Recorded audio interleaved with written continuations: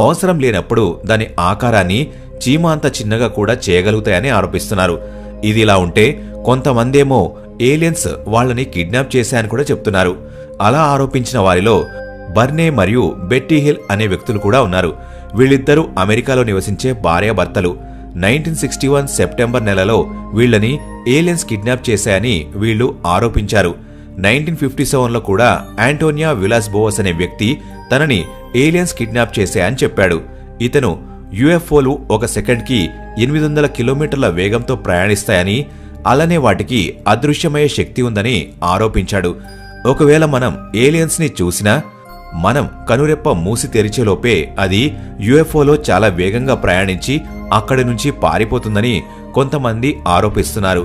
అయితే ఏలియన్స్ తమని కిడ్నాప్ చేశామని ఆరోపించిన ప్రతి ఒక్కరు కూడా ఏలియన్స్ వాళ్ళని కిడ్నాప్ చేసిన వెంటనే యుఎఫ్ఓలోకి తీసుకువెళ్లాయని, అక్కడ వారికి కొంత విచిత్రమైన అనుభూతి కలిగిందని చెప్తున్నారు.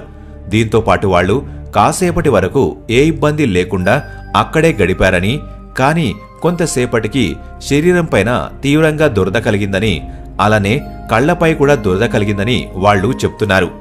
చాలాసార్లు ఏలియన్స్ కమ్యూనికేషన్ సిస్టమ్ ని కూడా జామ్ చేశాయని కొంతమంది ఆరోపించారు. ఇలాంటి ఒక సంఘటన 2007 జూన్ 9న అమెరికాలోని అట్లాంటా మరియు జార్జియా మధ్యలో జరిగింది. ఒక్కసారిగా ఆకాశంలో కమ్యూనికేషన్ సిస్టమ్ అంతా ఆగిపోయింది. దీంతో